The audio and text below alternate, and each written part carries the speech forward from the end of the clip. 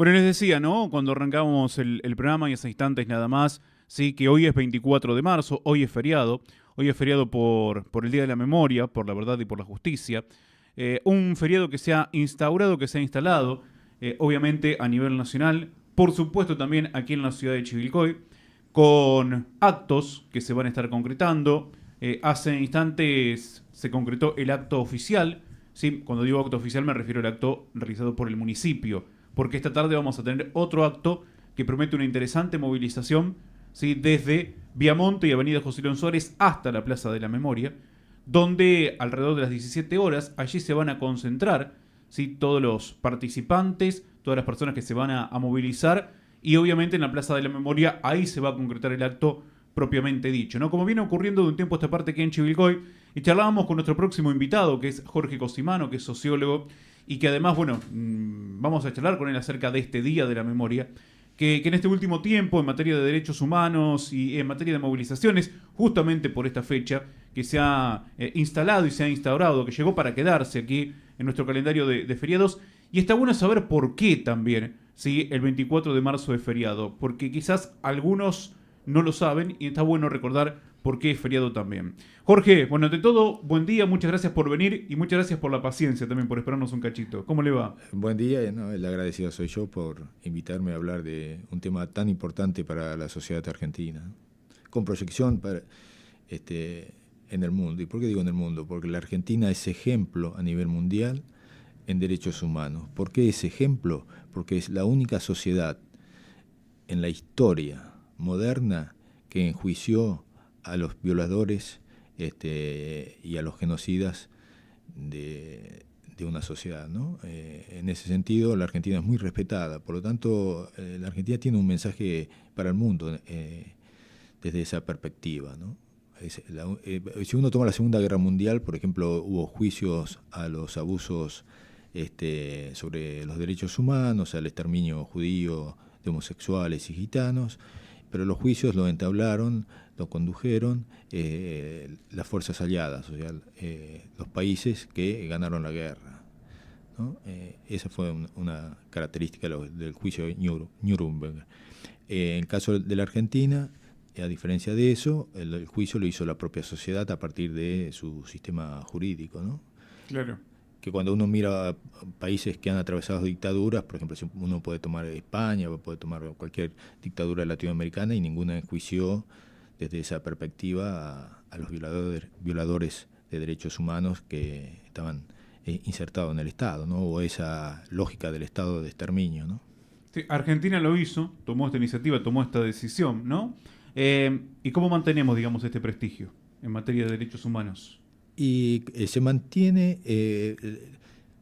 reflexionando así rápidamente en el momento, uno cómo llegó la Argentina en términos históricos a hacer ese juicio, y uno llega a la conclusión o visualiza o maneja la hipótesis de que eso se logró no solamente por una dirección política, sino por una sociedad que pujaba, que forzaba, de alguna manera, que motivaba, que dinamizaba el juicio a lo que fueron conocidos como el juicio a la Junta, ¿no? O sea, una sociedad movilizada, la toma de conciencia de una sociedad.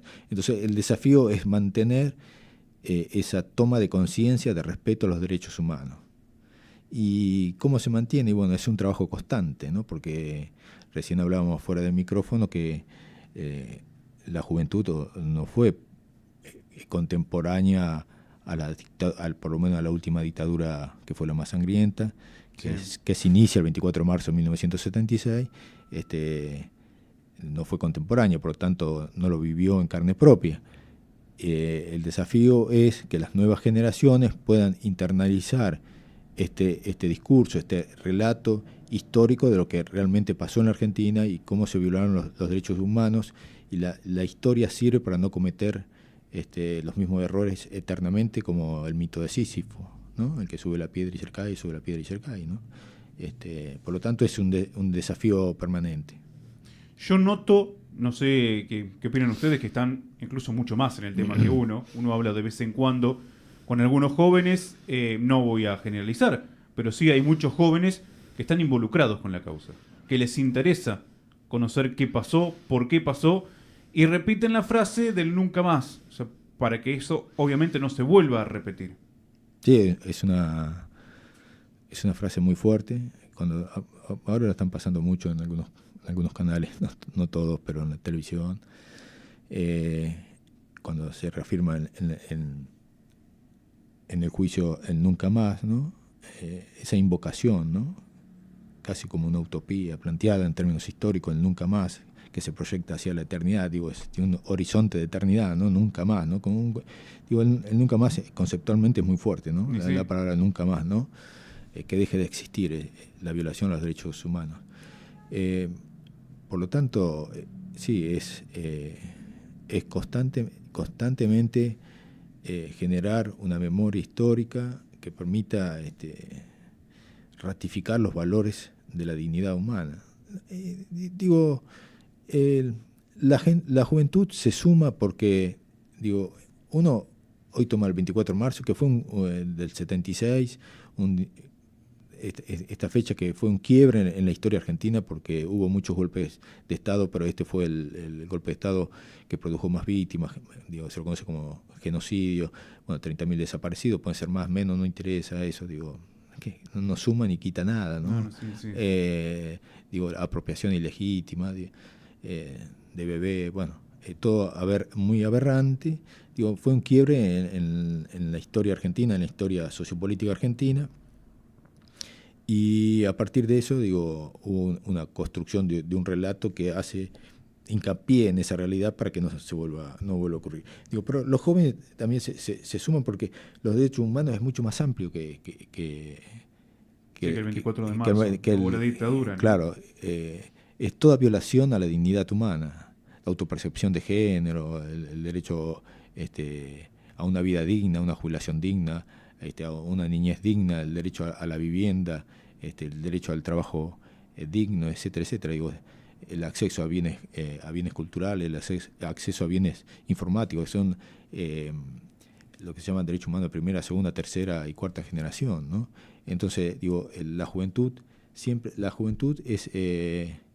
siempre tiene una actitud de desafío por una cuestión de edad, ¿no? De rupturas de parámetros, etcétera, etcétera. Uno podría decir que las transformaciones sociales se las debemos en gran parte a la juventud, que van forzando los límites que ponen los contextos históricos en un momento dado. O sea que la juventud se suma desde esa perspectiva porque tiene un espíritu libre. Bueno, siempre pasó, digamos, como sí. Muchas de las grandes movilizaciones o de las grandes luchas, ¿sí? La dieron los jóvenes. Sí. Lamentablemente en algunos casos, Jorge, con finales difíciles, ¿no? Y lo que cuando uno mira la historia... que eso es justamente lo que hoy quieren impedir que vuelvan a ocurrir los jóvenes de hoy. Claro, sí. Mirando la historia, ¿no? Exactamente. Sí, cuando uno ve la historia, los derechos se ganaron siempre con mucho sufrimiento, con vidas. Y sí, lamentablemente sí. Es así, si uno toma el 1 de mayo, que cómo surge, porque se recuerda, no se celebra, porque todos esos hechos no se pueden celebrar, o el Día de la Mujer, porque no se pueden celebrar, se recuerdan porque detrás hay una tragedia, hay vidas, hay muerte, ¿no? O sea que cuando se tocan ciertos factores de poder, sobre todo factores de poder económico, la resistencia de la sociedad en términos de corporaciones es mucho más fuerte, ¿no? Y ahí se pone en juego la vida. Sí, por eso, muchas de estas fechas ganaron su nombre de conmemoración. Claro. Dejando ya el festejo de lado, porque... No es un festejo. Obviamente, ¿no?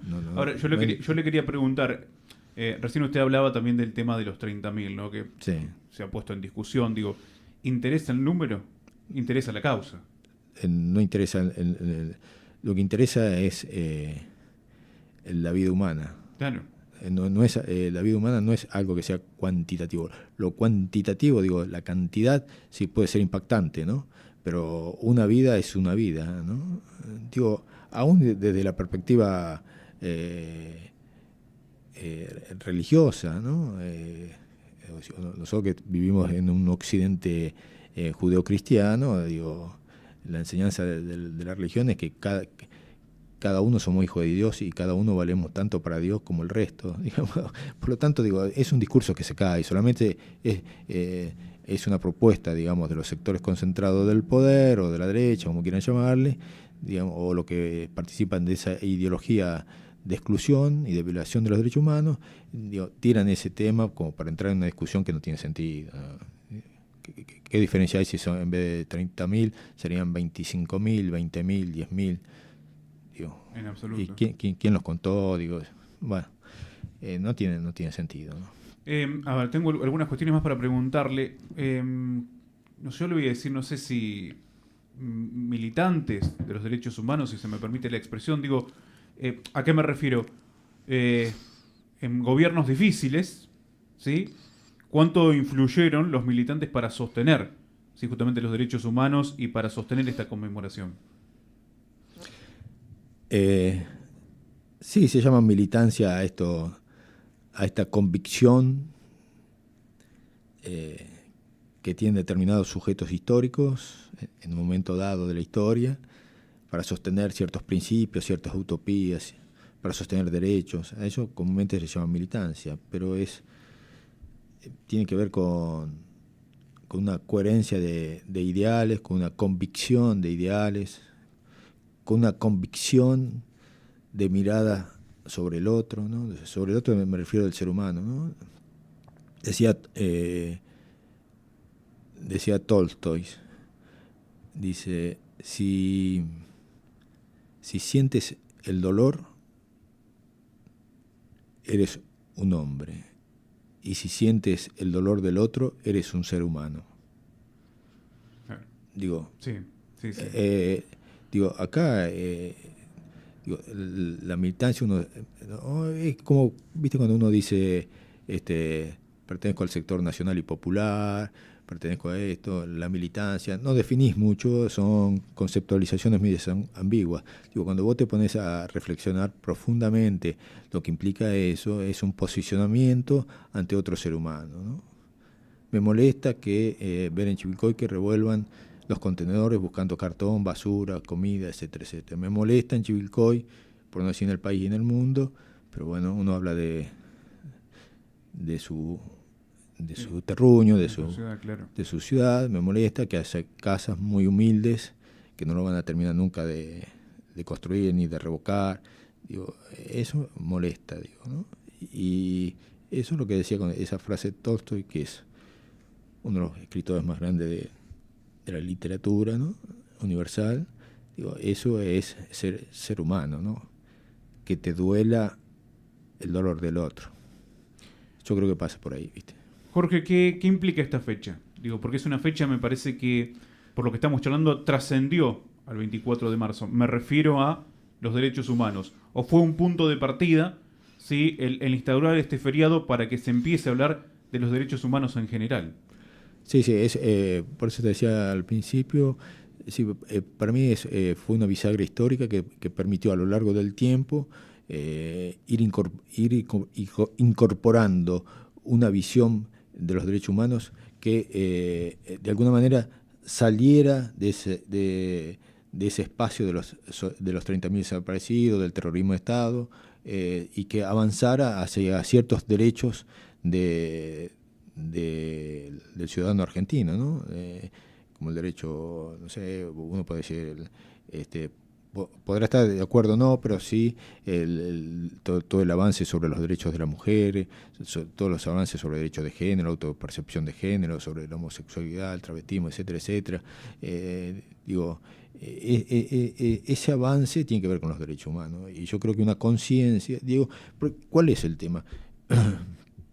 Uno puede plantear, para mí lo que es central, porque si uno dicen, estos comunistas, esto de cosas, no, es una perspectiva absolutamente que tiene que cristiana. Nuestra formación, en términos de valores en Occidente es cristiano, por más que yo crea en Dios o no crea, es cristiano, los valores que tenemos son cristianos, En ese sentido, y tenemos los estados modernos, constituidos después de la Revolución Francesa, para que la gente tenga idea, lo que deben garantizar es el respeto del Estado, el respeto de los derechos humanos. Por lo tanto, si hay un Estado que los estados tienen un andamiaje jurídico, etcétera, etcétera, donde con leyes que permiten que el ciudadano se le garantice los espacios de libertad establecidos en ese estado. Si hay un estado que sale de esa lógica, sale de ese andamiaje jurídico y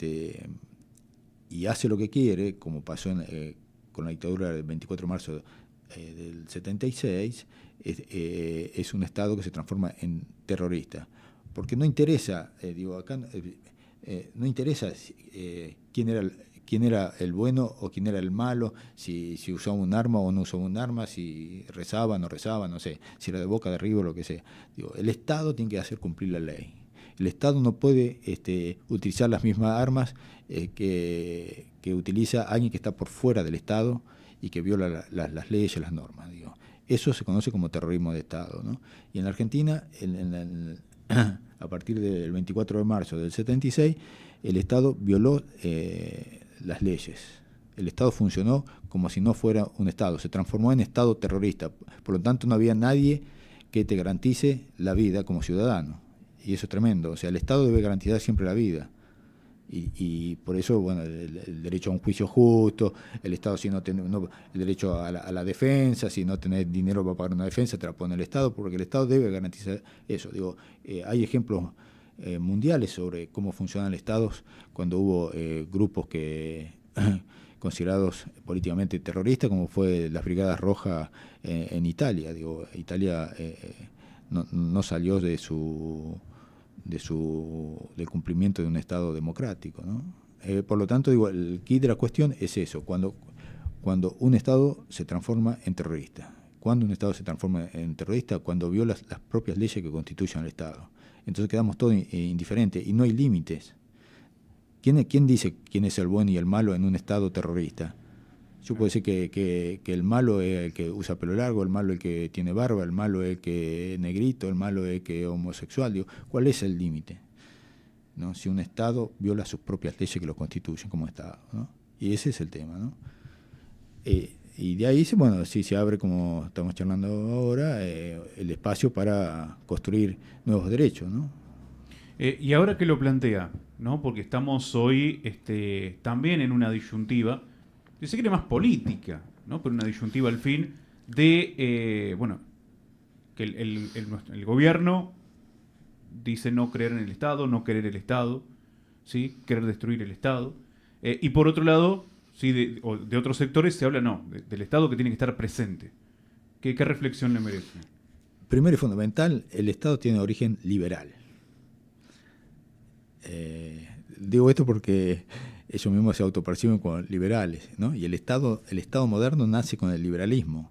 Y el Estado moderno nace para garantizar unas reglas de juego que permita a la sociedad proyectarse en el tiempo, ¿no? Y garantizando derechos, etcétera, etcétera.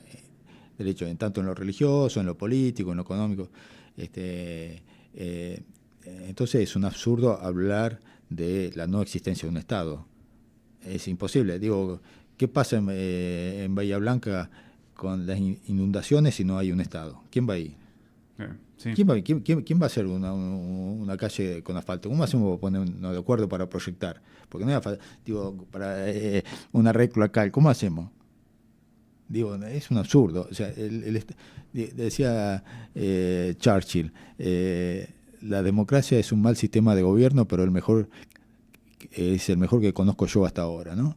El Estado moderno, como lo conocemos, es de origen liberal y tiene que ver para la realización de una comunidad, ¿no?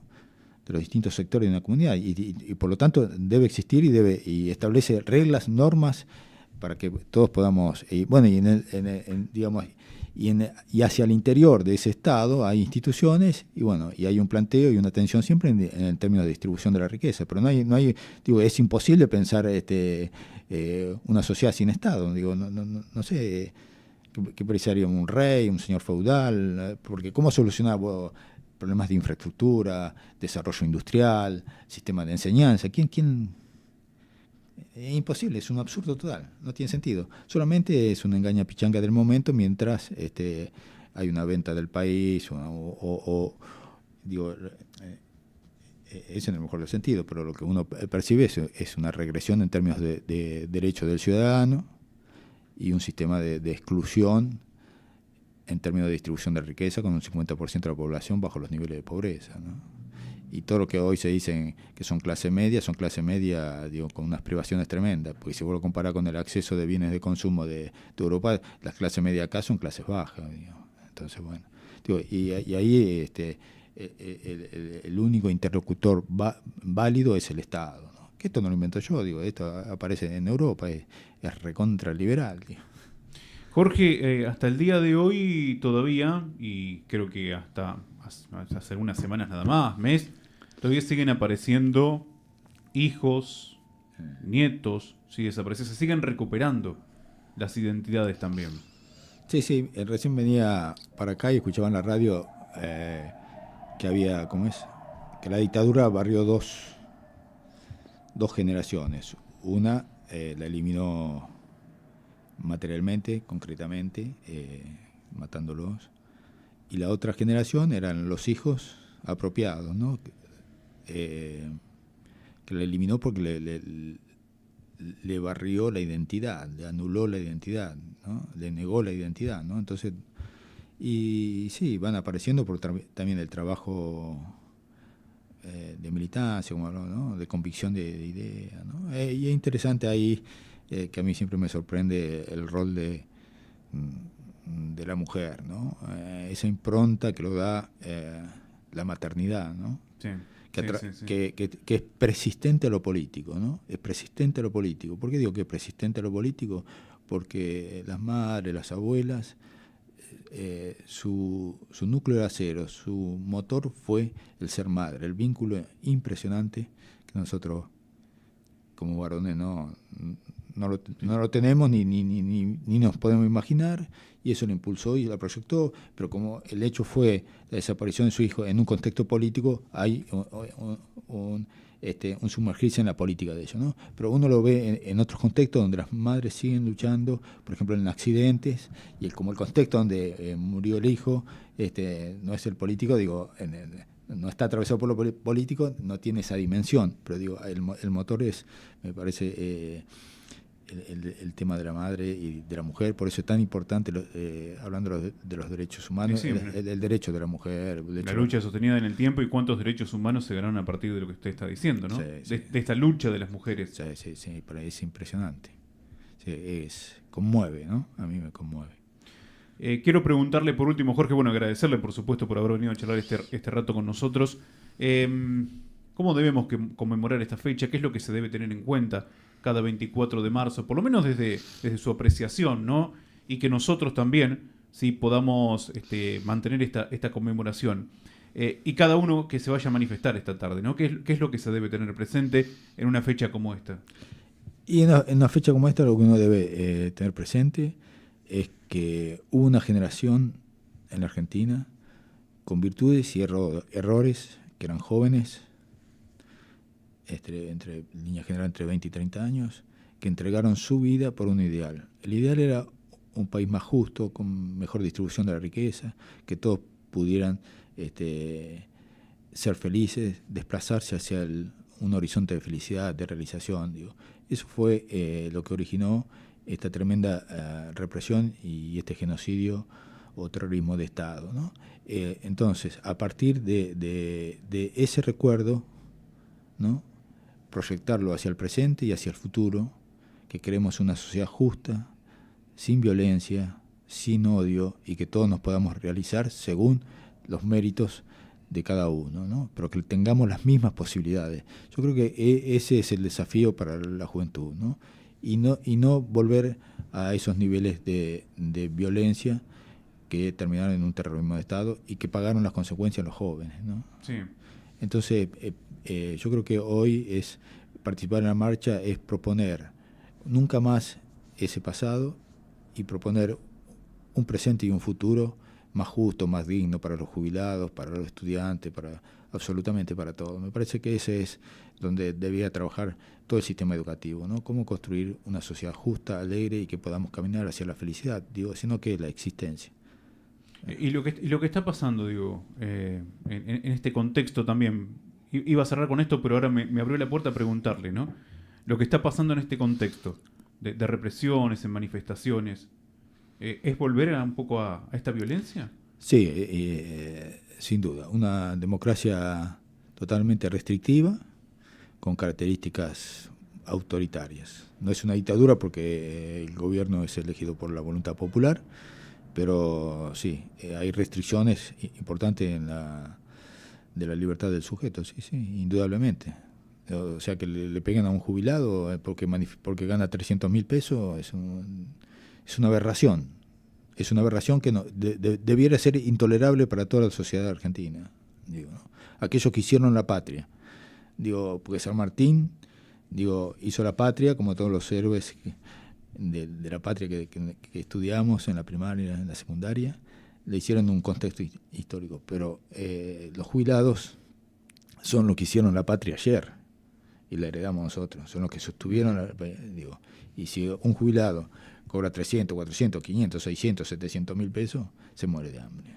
Entonces, ahí hay violación a los derechos humanos y hay violencia. Entonces estamos en una democracia restrictiva que camina hacia una dictadura. Adolfo Hitler fue votado. O sea, nada garantiza, el voto no garantiza una democracia absoluta. Por lo tanto, los cuerpos en la calle movilizados, algún día me gustaría venir a hablar un poco de la baldosa, del espacio público, de cómo, que es interesante para que reflexionemos juntos, ¿no? ¿Qué importancia tiene el espacio público? ¿Qué importancia tiene los cuerpos en la calle militando, ¿no? Expresándose, ¿no? Y lo vamos a volver a convocar, como que no, por supuesto, también para hablar de estas cuestiones, sí, que tienen que ver con la memoria, con el colectivo, sí, también de la memoria, que tiene que ver con el acto de esta tarde y tiene que ver con un Chivilcoy movilizado, que también lo charlábamos antes de salir al aire, sí, que a veces es difícil convocar en una ciudad como la nuestra, pero esta clase de fechas convocan. Sí. Y fueron convocando cada vez más personas. Y se pudo sostener en el tiempo, como seguramente va a pasar esta tarde. Así es. Que no es un dato menor, Jorge, para una ciudad como Chivilcoy. No. Yo ya sé que no, porque te contaba fuera del micrófono del trabajo que veníamos haciendo nosotros de la década del 80 y nos juntaba 2 personas, solamente lo que pensábamos como nosotros, pero no podía ser una marcha porque era ridículo. Y íbamos a Buenos Aires. Y hoy en día, en una ciudad del interior, que es una ciudad chica, las ciudades del interior siempre son más conservadoras en ese sentido, son más conservadoras, son más prejuiciosas de salir a la calle, de manifestarse. No conservadoras, en el pensamiento, porque estando en la casa pueden pensar como yo, pero no salen, ¿no? ¿Cómo es? Y sin embargo hoy, ya hace años que, son marchas numerosas e interesantes y lo que decís vos, ¿no? Se van sumando y se va sosteniendo el tiempo. Sostener el tiempo es que este relato, que esta memoria se consolide para no cometer esos mismos errores, ¿no? Jorge, muchas gracias por haber venido. Muy amable. No, el agradecido soy yo. Jorge Cosimano con nosotros.